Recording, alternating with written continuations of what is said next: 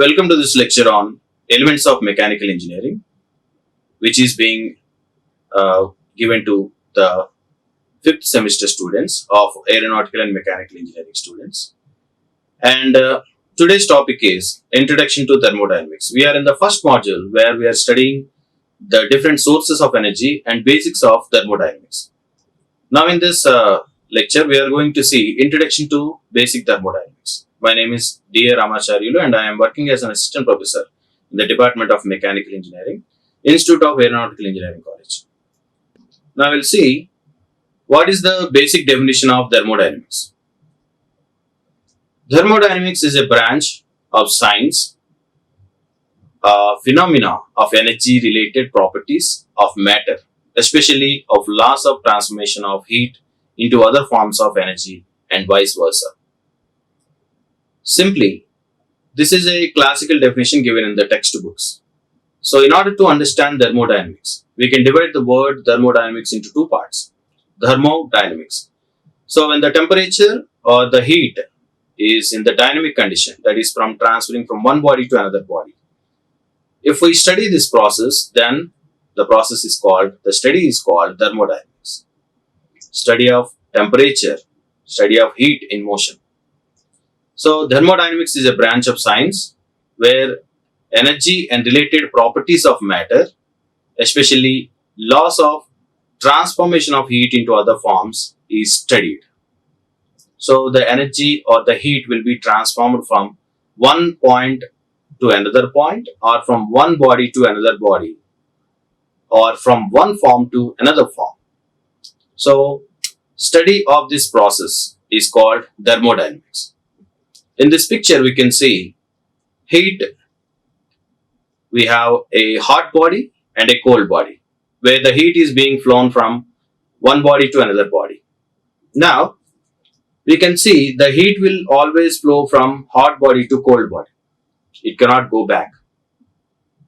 So, the heat is flowing in this direction from left to right, that is from hot body to cold body, where the temperature of the hot body will decrease. After some time, the temperature of the cold body will increase. So, after some time, the two bodies, the hot and cold bodies, will come into an equilibrium where the two bodies will have the same temperature due to the flow of heat. So, this entire process, when we study the process is called as thermodynamics. Now, in thermodynamics, mostly we will study any kind of bodies by using these terminology. First one is system. So, what is a system? A thermodynamic systems are defined by using a real or imaginary boundary. Okay. Now, I have a body which of interest. I am studying the temperature and heat of the body. Now, this body can be called as a system. Now, when can I call this body a system? The body should be confined, or it should be boundary, a particular boundary should be there around the body, which separates the body from the surroundings. Okay. Now, we'll see, this is a system, this is a boundary where it separates from the surroundings, and surroundings is nothing but the area remaining around the system is called as surroundings. Along with this, we have universe. Now, this entire thing is called universe. This entire thing is called universe. Inside this universe, we have surroundings, and inside the surrounding, we have a system. Now, this system has a boundary because of which it is separated from the surroundings. Okay. Now, we have seen the terminology. What is a system? System is the body on which we are conducting thermodynamic study. Now, this system has a boundary layer which separates the body from the surroundings. Surroundings is nothing but the area around the body which is not taken into consideration while doing the thermodynamic study. Now this entire thing, surrounding, system, boundary, all these things will be inside a universe. Okay. Now this is the terminology which we will use in the study of thermodynamic uh, bodies. Okay, system, surroundings, boundary. Anything beyond real or imaginary boundary is known as surroundings. Outside this boundary, it is called surrounding. Now in this slide we can see a thermodynamic system may be defined as the quantity of matter or definite region in space upon which some thermodynamic process is taking place. So a thermodynamic system is nothing but it is the quantity of matter or a definite region. So we have to have a boundary. In this boundary, a certain amount of matter is taken. The matter could be any form, solid, liquid or gas. So this confined matter is taken into consideration and it is studied thermodynamically. Then the body or the matter confined in a closed area is called a system. So the region or space outside this is called surroundings. So thermodynamic systems are defined by using a real or imaginary boundary. So we will have a real boundary. This could be a real or imaginary layer boundary where it will separate the system from the surroundings. Now we have to understand carefully that system, surroundings are in the same manner or in the same phase. They could be in the same phase, but yet they are separated by using an imaginary or a real boundary. Okay, this boundary will separate the system from the surroundings. Now, when we conduct a thermodynamic study, we consider only the system, not the surroundings. Okay. Now, we'll see these definitions in detail. The space outside the thermodynamic system is known as surrounding. The line separating the system and surroundings is known as boundary. And the combination of system, surroundings and boundary is known as universe. We have seen this. The combination of system, surroundings, boundary. All these entire things will be present in the universe. Okay. And state of system. Now this is another important topic where which is of very importance in thermodynamics. A state is a macroscopic condition of a thermodynamic state as described by its particular thermodynamic parameter. So, it is a macroscopic condition. Macroscopic condition means the state of the body, state of the matter. Maybe it is in gaseous state, liquid state or solid state. So, this is the macroscopic condition of the body or a system which we can see with the naked eye. Macroscopic means very big. The macroscopic condition of the thermodynamic system is described by thermodynamic parameters. So, we can call the macroscopic condition of this system as state of the system. And then some thermodynamic parameters are pressure, temperature, density, composition. So, these are the parameters which are used for defining the state of a thermodynamic system. The first one is pressure. So, pressure is the one which describes the state of the thermodynamic system. If there is more pressure inside the system, it means it could be a solid. Or if there is a less pressure, it could be a gas. So, along with this pressure, temperature, density and composition. These are all comes into picture when we are describing the composition of a or state of a system. Particularly when we see the density can be easily explained. Now, if I take a system, if the density of the system is very high, then it is called a solid. When the density of the system is moderate or medium, then it is called liquid state.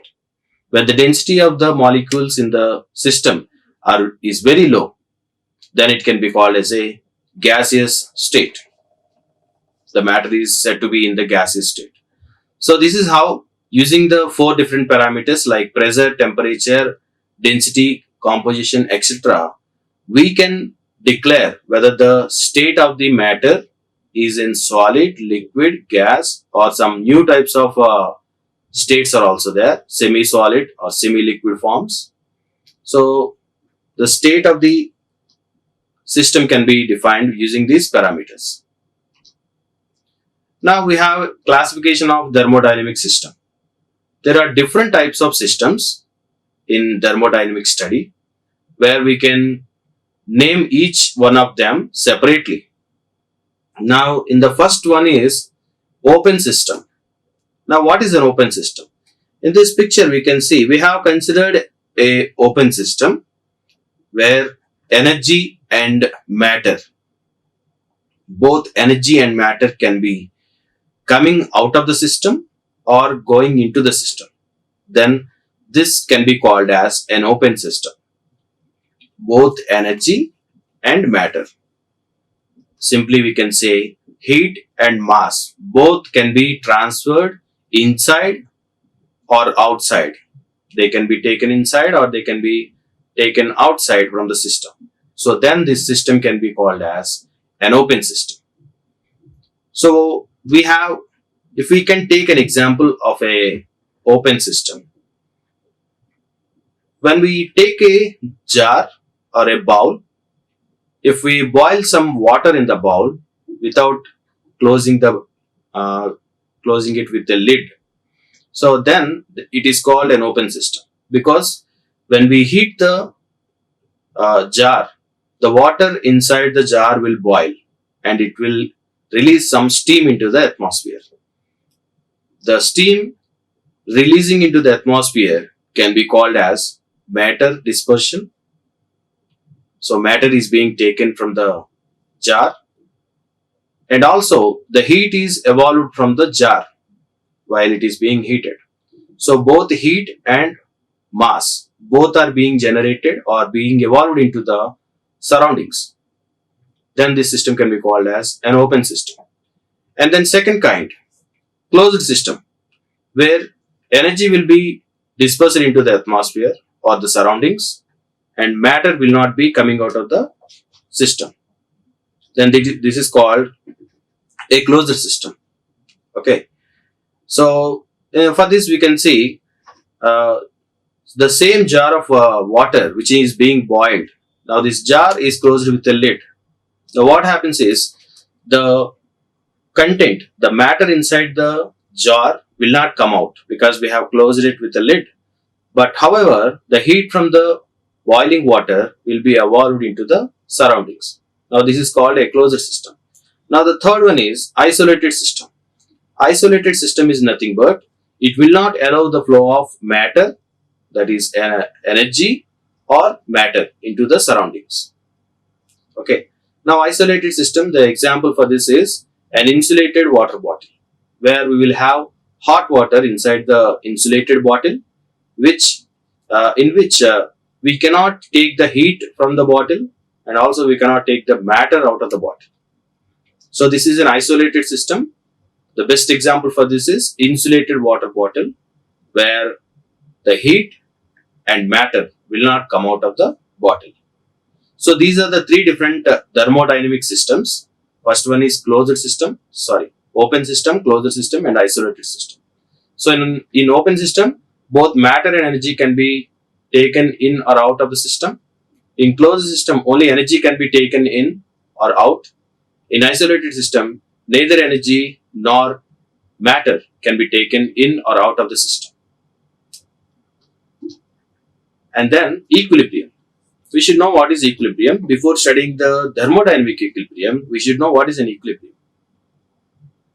So equilibrium indicates the state of balance. In an equilibrium state, there is no unbalanced potentials within the system. So what is an equilibrium? We have seen in the first slide that we have a hot body and we have a cold body. Between these two, the heat is being transferred. Due to the transfer of heat from this hot body to the cold body, after some time, the temperatures of the two bodies will remain equal. Now this state is called equilibrium because we are considering the temperature and the heat.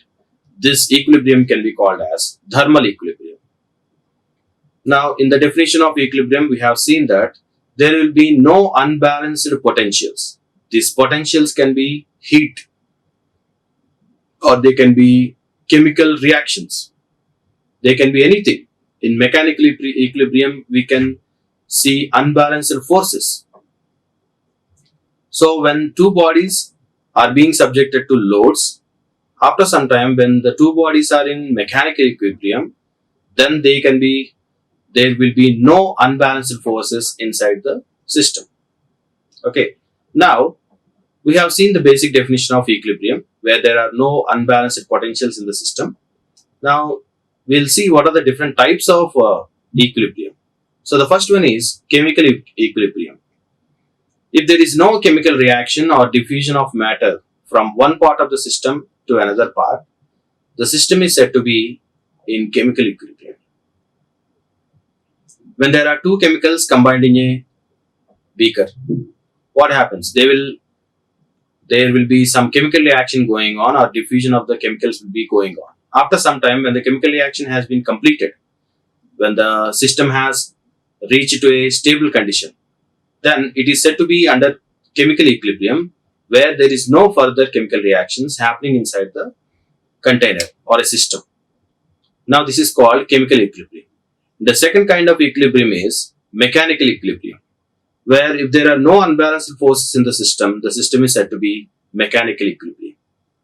Now in mechanical equilibrium, when there are two bodies which are being subjected to some different kinds of loads, after some time they will come into a stable condition where there are no unbalanced forces in the system or body. Then the system is said to be under mechanical equilibrium. And the third type of equilibrium is thermal equilibrium. When the system is prevailing in chemical and mechanical equilibrium is separated from its surroundings by a diathermic wall, and if no spontaneous change in any property of the system, then the system is said to be in thermal equilibrium.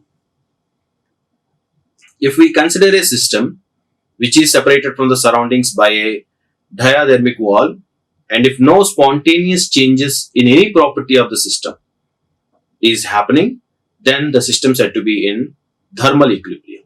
So we have seen that while we are studying a thermodynamic property or we are making a thermodynamic study, we have to consider a closed system which is separated by a boundary.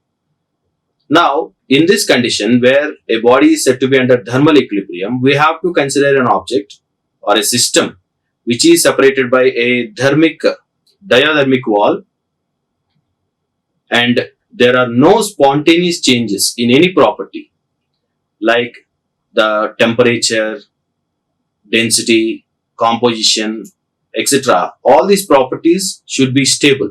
There should be no change in any of these properties. Then the system is said to be in thermal equilibrium. It should be the boundary of the system should be with a diathermic wall, and there are no change in properties of the system. Then the system can be said to be under thermal equilibrium. Okay, so this is equilibrium, and there are different types of equilibriums, and our key interest is about thermal equilibrium, where the body is said to be under a complete stable state when the temperature, heat and etc. are considered. Now, thermodynamic properties of a system. What is the thermodynamic property of a system? We have seen many properties. Like when we consider a thermodynamic system, it will have some properties. Change in the property, we will study each and every change of the property. Depending on the change, the system can be called with different names. We will see in the coming lecture. So the properties are those characteristics of the system which can be used for defining the system. So whenever there is a thermodynamic system, it will have some properties which will define the nature or the characteristics of the particular thermodynamic system. Now, The properties are volume, pressure, temperature, viscosity, etc. There are still some more some more properties are there, which will be discussed in the coming lectures. Now here, volume of the system. When we have a closed system where the volume of the system is confined, so if the volume changes, we can say that the system has been changed from its one state to another state. Or we can say the system is now behaving like an open system. When the volume is fixed, when there is no change in the volume of the system, then it is said to be a closed system. Otherwise, if the volume is increasing or decreasing rapidly, we can say that this system is open to atmosphere or open to surroundings. Now, pressure is another property of the system which should be studied while we study a thermodynamic system. And along with that, temperature and viscosity are the two important parameters or properties of a thermodynamic system, which are studied intensively in the coming lectures. So, classification of properties of a thermodynamic system. So, we can define or we can classify the properties into two types: intensive property and extensive property. So, what is an intensive property? Any property on which the thermodynamic system completely depends on its state, etc., is called an intensive property. Okay. And the second thing is extensive property, where the thermodynamic system will partially depend on this extensive system. Now we'll see what is an intensive and extensive. So the intensive properties are those properties which have the same value for any part of the system. Intensive property of a thermodynamic system is the property when we consider a system, each and every part of the system will have the same property. It will not change. Like we take the example of temperature. Temperature will be same around the entire, we have some examples here: temperature, pressure and density. So temperature of the thermodynamic system will be same if we take any part of the system. Like if we have a big thermodynamic system, if we divide the entire system into small parts, if we take any part of the system, all the parts will have same temperature, same pressure and same density. Then these properties can be called as intensive properties. And the intensive properties as system are those properties that are independent of the mass of the system. So these properties are independent of the mass. They does not depend on the mass of the system. Okay. So then the properties can be called as intensive property. So the intensive property is nothing but they will be same if we take any part of the system, any corner if we go, the temperature and density will be the same. And also these properties will not depend on mass of the system. So that is when we call this property as an intensive property. And the second kind is extensive property. Extensive property are those properties in which depends upon the mass of the system and do not maintain the same value for any part of the system, such as mass, enthalpy, volume, energy. So these are the properties which will directly depend on the mass of the system. If the mass changes, these properties will also change.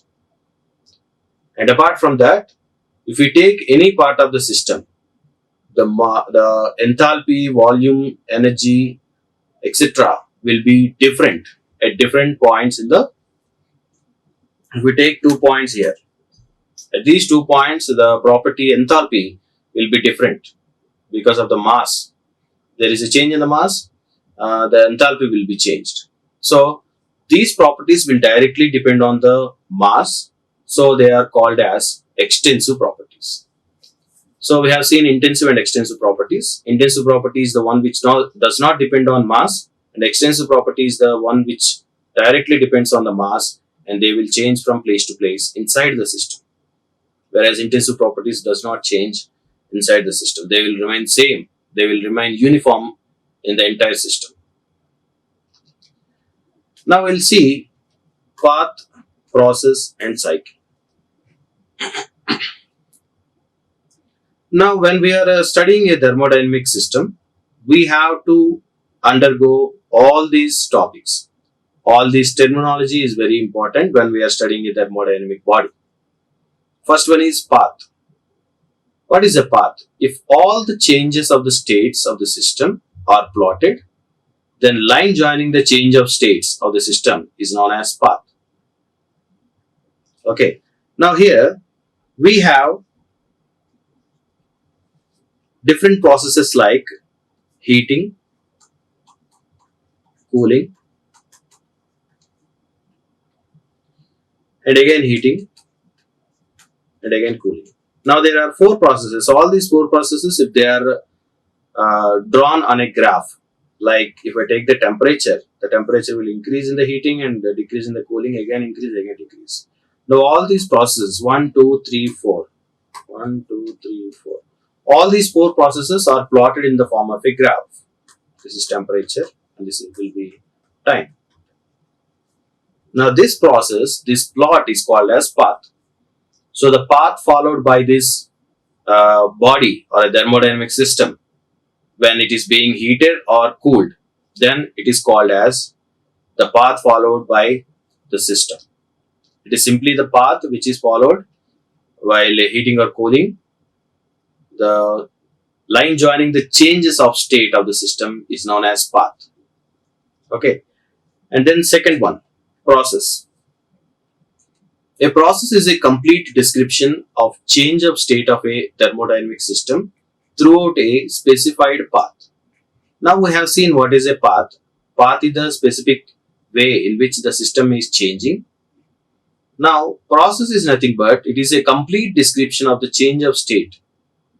When the system is changing its state from one type to another type, like solid to liquid or from solid to gas, then this process, this thermodynamic change of the system is called as process. And then third one, cycle. A thermodynamic cycle is defined as the series of states of changes such that the initial state is identical with the final state. Now, when we want to study the thermodynamic cycle, it will be like, I will take the example of a closed system of PV diagram. Now here we can see different processes like isobaric reaction, isothermal reaction, adiabatic process. All these processes will be there. Now, if we see in this diagram, this is a closed cycle. We have a PV diagram which is closed. Now here we can see if we start at the point 1,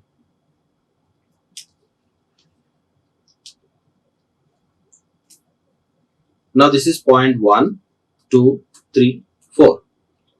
Now the cycle is starting from point 1, and from point 1 it will go to 2, 3, 4, and again it comes back to its initial state. Now the final state is exactly equal to the initial state, then the process can be called as a cycle. Okay. Now mostly in thermodynamics we will study processes which are cyclic processes where the initial and final stages are same, but they will undergo different set of reactions while they are subjected to heat or temperature change. Okay. Now these are the 3 points.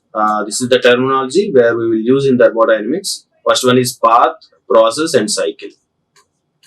Path is nothing but the path followed by the change of state. Process is nothing but the complete description of the change of state of the system.